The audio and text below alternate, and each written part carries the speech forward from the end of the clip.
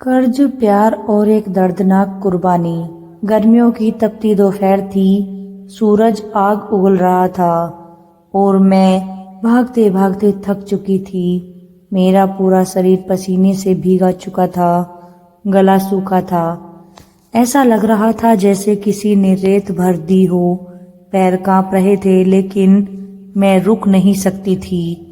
पीछे कौन था, क्यों भाग रही थी, ये कहानी जानने से पहले एक बार वीडियो को लाइक कर दीजिए और चैनल को सब्सक्राइब कर लीजिए, क्योंकि ऐसी कहानियाँ आपको हर दिन नहीं सुनने को मिलेंगी। हेलो दोस्तों, आज मैं आपको एक ऐसी कहानी सुनाने वाली हूँ जो आपके दिल को छू जाएगी और आपके शरीर के रोंगटे खड़े कर देगी और आपको सोचने पर भी मजबूर कर देगी कि क्या वाकई किस्मत से बड़ा कोई खेल हो सकता है। कहानी में प्यार है, त्याग है, धोखा है और एक ऐसा मोड़ जो आपको हैरान कर देगा। तो चलिए बिना देर किए शुरू करते हैं। मेरा नाम रिया है। गांव के एक छोटे से घर में मेरी दुनिया सिमटी हुई थी। माँ बाबूजी ने मुझे कभी किसी चीज की कमी महसूस नहीं होने दी, लेकिन शायद मैं उनकी तकलीफें समझ नहीं पाई। जब बड़ी हुई तब जाना कि हमारा कर्ज के बोझ तले घर दब चुका था। हर दिन दरवाजे पर कोई ना कोई आकर पैसे मांगता। माँ बाबूजी उसके आगे हाथ जोड़ते और समझाते, लेकिन उन लोगों के पास न दया थी न धैर्य। फिर एक दिन गांव के सबसे अमीर आदमी ठाकुर साहब हमारे घर आए। उनके साथ उनका बेटा आरव भी था। गहरे काले बाल, चौड़ा सीना और आंखों में ऐसा अहंकार कि जैसे पूरी दुनिया उसकी मुट्ठी में हो। ठाकुर साहब ने बाबूजी की ओर देखा और एक कागज सामने कर दिया। या तो कर्ज चुकाओ या फिर अपनी बेटी हमारे हवाले कर दो। घर में जैसे मातम सा छा गया। माँ ने रोते हुए बाबूजी का हाथ पकड़ा और बोली, लेकिन उनके चेहरे पर एक अलग ही मजबूरी थी। मैं सब समझ गई थी। मैं कोई सौदा नहीं बनना चाहती थी, लेकिन मेरे पास कोई और रास्ता भी नहीं था। बाबूजी बोले, रिया, हमें और कोई चारा नहीं दिख रहा। मुझे लगा जैसे पैरों तले जमीन खिसक गई हो। क्या यही मेरा भविष्य था? क्या यही मेरा जीवन था? क्या मुझसे किसी के नाम की मोहर बनकर जीना पड़ेगा?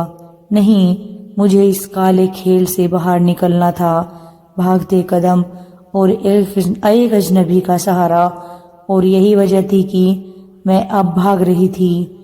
मैं नहीं जानती थी कि कहाँ जा रही हूँ, लेकिन बस यही समझ आ रहा था कि अगर मैं रुकी या मैंने पीछे मुड़कर देखा तो जिंदगी मुझे दोबारा उठने का मौका नहीं देगी।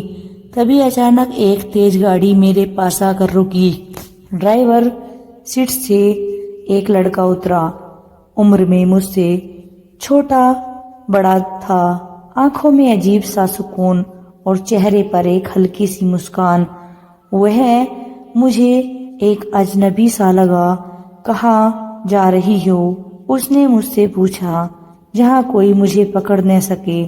मैंने हाँफते हुए जवाब दिया, बैठो, मैं तुम्हारी मदद कर सकता हूँ। मैं कुछ सेकंड तक उसे देखती रही, भरोसा करूं या नहीं, लेकिन मेरे पास और कोई रास्ता नहीं था। मैंने दरवाजा खोला और गाड़ी में बैठ गई। प्यार, साजिश और एक नई जिंदगी का सफर। गाड़ी में बैठते ही मुझे पहली बार ऐसा लगा कि शायद मेरी तकदीर अब मेरे हाथ में है। लेकिन क्या वाकई मेरी आगे की कहानी में वो मोड़ आने वाला है जो आपको सोचने पर मजबूर कर देगा? जी हाँ दोस्तों, वीडियो को पूरा देखिए और कहानी में बाद में कमेंट करिए कि ऐसा कुछ होता भी है जिंदगी में। क्या रिया अपनी जिंदगी को बदल पाएगी? कौन था वो अजनबी और क्या उसकी जिंदगी में प्यार भी दस्तक देगा? मैं गाड़ी में बैठ गई। लेकिन दिल में एक अजीब सी घबराहट। ड्राइवर सीट पर बैठा वो अजीब नबी बार बार मेरी तरफ देख रहा था। तुम इतनी डरी हुई क्यों हो? उसने पूछा। मैंने इधर उधर देखा लेकिन शब्द गले में ही अटक गई। कैसे बताऊं कि मेरे अपने ही मुझे बेच देना चाहते थे? कैसे कहूं कि मैं अपने ही घर में भागी हुई हूँ? तुम मुझ पर भरोसा कर सकती हो। उसकी आवाज में सच्चाई थी। मैंने अपनी हिम्मत जुटाई और धीरे से कहा, मुझे बस इस जगह से दूर जाना है।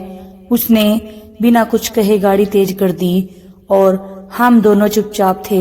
बाहर का अंधेरा और सड़क की हल्की रोशनी गाड़ी के शीशे पर पड़ रही थी और कुछ भी नजर नहीं आ रहा था मुझे रोड पर। मैं चुपचाप गाड़ी में बैठी थी।